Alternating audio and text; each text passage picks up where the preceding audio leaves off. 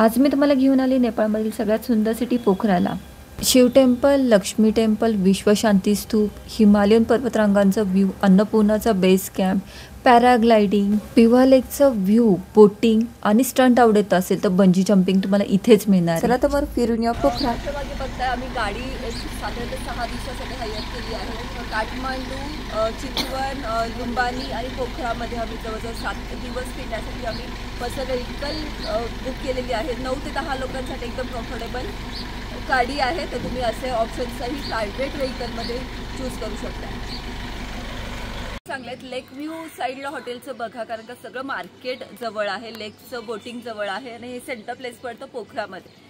तर तुम्ही लेक side व्ह्यूचे हॉटेल्सची priority जास्त द्या। बरेच सारे ऑप्शन आहेत आणि ऑफ सीझनला तर खूप स्वस्तमध्ये हॉटेल्स तुम्हाला मिळणार आहेत। थँक्यू। आपण विजिट करायला चाललो शिव टेम्पल आणि लक्ष्मी टेम्पल। साधारणतः सिटीपासून हे अंतर 12 ते 18 किलोमीटरचं आहे। माझ्या मागे तुम्ही बघता हिमालयन पर्वतरांगा, खूप सुंदर दृश्य आहे नेपाळमध्ये। पोखरा ह्या ठिकाणी आपण महादेवाच्या मंदिराच्या इथे आलोय, तिथून हा व्ह्यू तुम्हाला दिसतोय।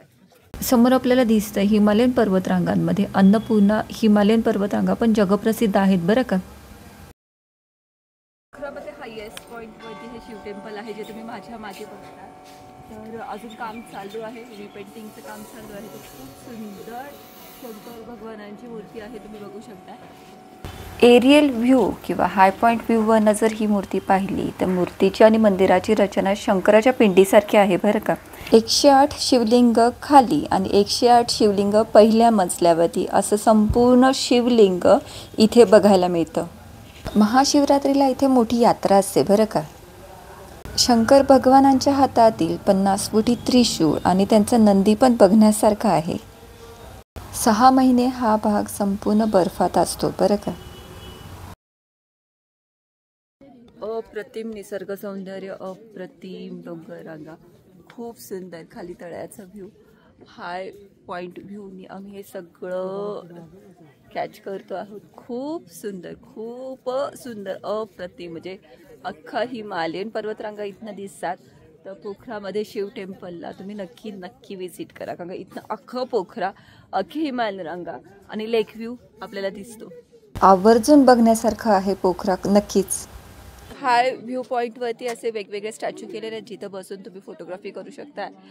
व्ह्यू साईड व्ह्यू पण खूप सुंदर आहेत, देवी देवतांच्या अशा मूर्ती केलेल्या आहेत, तर तिथे फोटोशूट तुम्ही एन्जॉय करू शकता।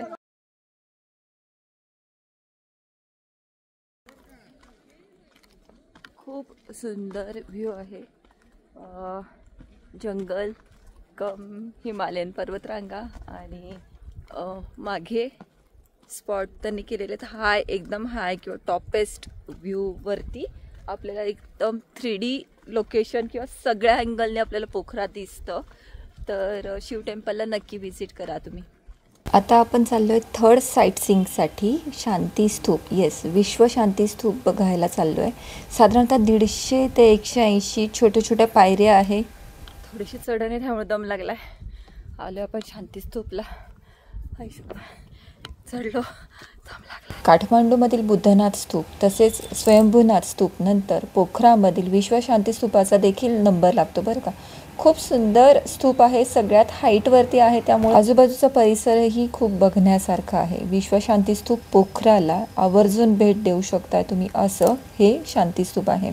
शांत, सुंदर, स्वच्छ आणि आजूबाजूचा निसर्ग सौंदर्य खूप छान आहे, यासाठी आवर्जून भेट देण्यासारखं आहे विश्व शांती स्तूप। आता करूयात पॅराग्लायडिंग। पोखरामध्ये हायेस्ट पॉईंटला आम्ही पॅराग्लायडिंग परत ट्राय करायला आलोय। सगळ्यात हायेस्ट आणि टॉपेस्ट पॉईंट आहे पॅराग्लायडिंगचा। नेपाळमध्ये खूप पॅराग्लायडिंग करायची सगळ्यांना तर इच्छा असते, पण आपल्याला मनातनं भीती वाटते, अरे पडू की काय, किंवा कसं उतरतात, कसं टेक ऑफ होतं, याच्याबद्दल सगळं डिटेलिंग माहिती सांगणार मी ऑलरेडी व्हिडिओ केलेला आहे, तोही नक्की बघा। संपूर्ण पोखरा शहर ज्याच्या भोवती वसलंय ते हे पिवा लेक। पिवा लेक सकाळी वेगळं, दुपारी वेगळं आणि संध्याकाळी वेगळं दिसतं बरं का। खूप सुंदर आहे। याच्यात सेल्फ बोटिंग आणि ग्रुप बोटिंग असे बरेच सारे ऑप्शन्स आहेत, पण हे पिवा लेक रात्री 6 नंतर बंद होतं, त्यामुळे बोटिंग करायचं असेल तर तुम्हाला 6च्या आत यावं लागेल। नेक्स्ट काय बरं, बंजी जंपिंग। थोडीशी भीती वाटते खरंच, म्हणजे करायची तर खूप इच्छा आहे. आता आम्ही चाललो त्या ट्रॅकवरती आणि तिथून आता आम्ही जम्प करणार आहोत. थोडीशी भीती वाटते, बघत आता ते काय सांगतात. तर आम्ही रेडी आहोत बंजी जम्पिंगसाठी. थ्रिलिंग बंजी जम्पिंगचे डू आणि डोंट्स आणि माझा अनुभव सांगणारा देखील मी पूर्ण व्हिडिओ केला, तोही नक्की बघा. नेपाळ ट्रिपमध्ये सगळ्यात जास्त मजा आम्ही पोखरामध्येच केली. खूप सुंदर आणि रोमॅन्टिक सिटी वाटली. ॲडव्हेंचरस स्टंट इथं ट्राय करायचं आहे तर तुम्ही पोखराला आवर्जून भेट द्या. Thank you so much.